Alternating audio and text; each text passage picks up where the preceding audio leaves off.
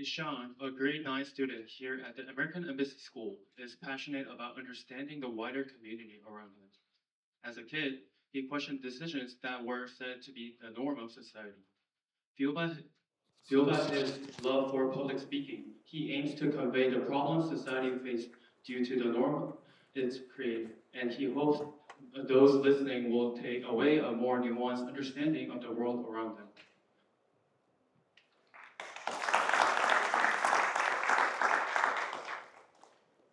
Every generation believes it's living through unprecedented change. Faced with rapid shifts in technology, culture, and values, we often cling on to a single phrase: the new normal.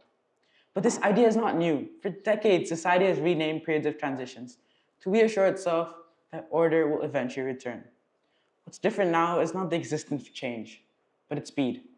What previously took decades to be accepted by society now solidify in mere months.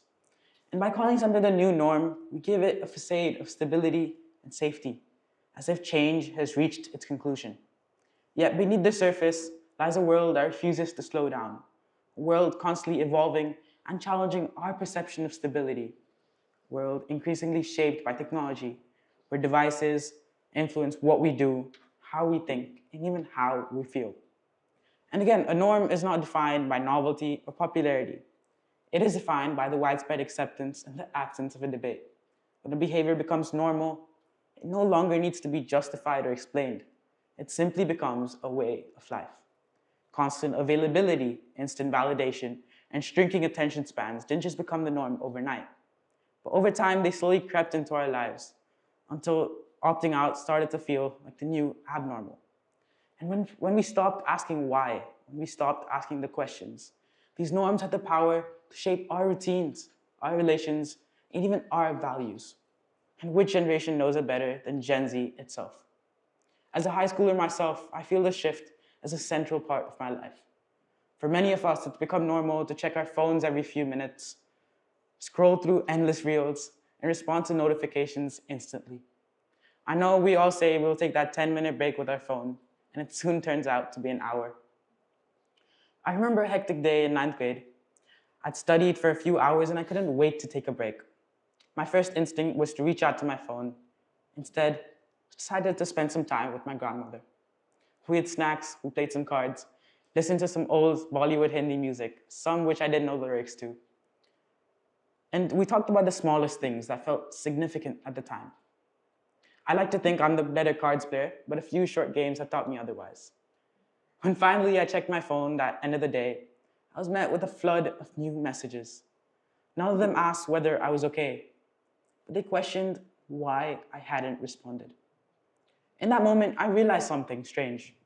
Taking an hour scroll on our phone felt normal, but spending that same time with family started to feel excessive. Slowing down to maintain and enjoy real relationships had quietly become the unusual choice. So I made a decision that day. Whenever I had free time, I wouldn't invest it in spending time with my grandmother, rather than in endless online conversations. Those afternoons with her were among the most meaningful uses of my time. In a small way, I created my own abnormal to the world of norms. That day taught me something. Technology itself held no real power over us. The real power lay in whether we choose to control it or allow it to control us. In fact, according to an article by the Economic Times, the average person, not me, you, the whole audience, not my grandmother, spends around 150 time, more than 5 hours on their day, on their phones. If you check your own screen time, I bet many of you would be surprised. But this is how quietly technology shapes our behavior. It's not through force, but through familiarity, just because it starts to feel normal. Our generation is more connected than any before it, yet many of us feel pressured, distracted, and alone. We can message someone across the world, enter group chats with hundreds, and share our lives with thousands online. But the connection we truly crave often disappears in the constant stream of notifications. Because yes, we are surrounded by communication, yet we're starved of true connection. Looking back, I know the COVID years intensified this shift.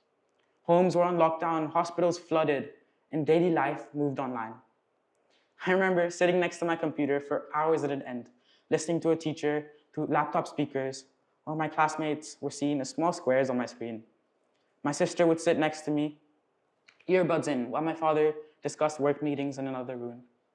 We were all in the same apartment, yet each in our own separate world. What I remember most from those times, though, were the moments where we stepped away from those screens. Those lunches where phones were on silent mode, TV shut off, and laptops closed. Those simple moments of conversations and presence are the kind of joy that technology could never manage to replicate. But for many people, technology simply became even more deeply woven into daily life.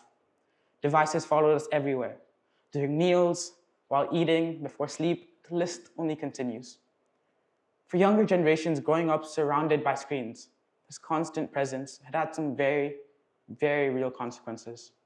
Studies showed that nearly one-third of participants exhibit moderate to high levels of addiction due to technology, more particularly young adults experiencing higher levels of anxiety, stress, and depression. Because constant online connection can quietly lead to emotional disconnection. And that is the hidden danger of excessive connectivity. It slowly reshapes how we think, how we interact, and even what we think to be normal. And that brings me back to the idea of the new normal. That afternoon with my grandmother taught me something simple. The most memorable moments rarely come from screens. Sometimes the most rewarding choices are the ones that go against what everyone else quietly accepts. There's a quiet joy in stepping outside the constant rhythm of constant notifications and instant scrolling and choosing real connections instead. Because the new normal is not decided by technology or trends. It is shaped by the choices we make every day. So perhaps the real question is not what the new normal will be, but whether we are willing to question it. Thank you.